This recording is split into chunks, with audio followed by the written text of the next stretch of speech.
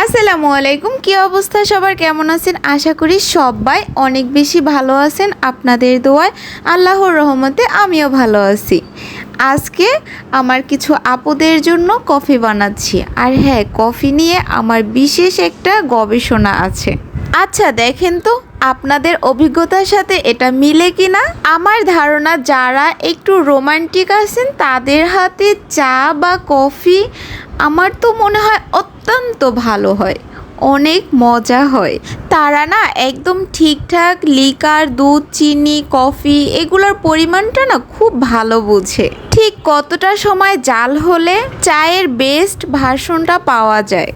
এবং যারা কফি খেতে পছন্দ করে তারাও জানে এটা কতটা বিট করলে একটু ফোমি টাইপ হয়, আর এটা দেখতেও যেমন সুন্দর, খেতে তো অসাধারণ।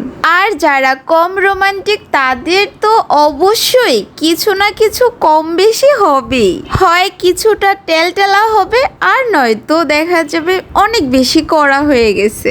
এরা যখন চা বা কফি বানাতে যায় না, এদের দেখা যাবে দুধ চিনির পরিমাণটা না ঠিকঠাক মতো হচ্ছে না, কফির পরিমাণটা ঠিক হচ্ছে না, কিংবা দেখা যাচ্ছে জালের পরিমাণটাও ঠিকঠাক হচ্ছে না।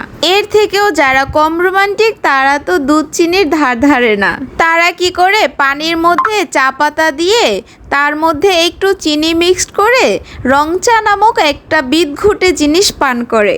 এরপরে আরেক শ্রেণী আছে, তারা হচ্ছে আরেক ধরনের খাটাস টাইপের।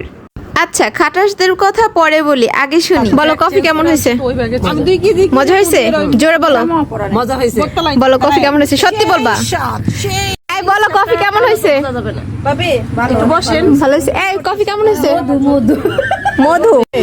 এই কি রে, মধু মধু না, এটা মধু। আমার ছেলে বলে ওই কি রে লিচু কেমন হয়েছে বলো। সেই স্বাদ। দুই আঙ্গুল কি একটা তোমার। এটার মানে কি? এটা মানে কি আমাকে বুঝাও। আচ্ছা তো বুঝাইতে পারে মানে বলো। বলো এটার মানে কি? আস্তাগফিরুল্লাহ, বলতে হবে না। আমার কফি আমার কাছে মজা হয়েছে। আচ্ছা, নিজের প্রশংসা নিজে কি করব, এটা তো ওরাই বলতেছে, তাই না? আচ্ছা এইবার বলি, যারা একটু খাটাস টাইপের হয় তারা কি করে জানেন? একটা কাপে গরম পানি নিবে, তার মধ্যে কি করে একটা টি ব্যাগ বসিয়ে দেয়, হয়ে গেল তাদের চা। সত্যি কথা বলতে কি জানেন, ওদেরকে না আমার একদম ভিন গ্রহের প্রাণীর মতো লাগে। আমার এই 25 বছরের গবেষণা বা আবিষ্কার ছাড়া আরেক রিসার্চে বলেছে যারা চা কফি কিছুই খায় না তারা না জীবনের 89% হ্যাপিনেস থেকে বঞ্চিত। মাত্র 11% জীবন নিয়ে যারা বেঁচে আছে আসলে তারা পাথর। তারা আবার রোমান্টিক জিনিস দিয়ে কি করব? আল্লাহ হাফেজ।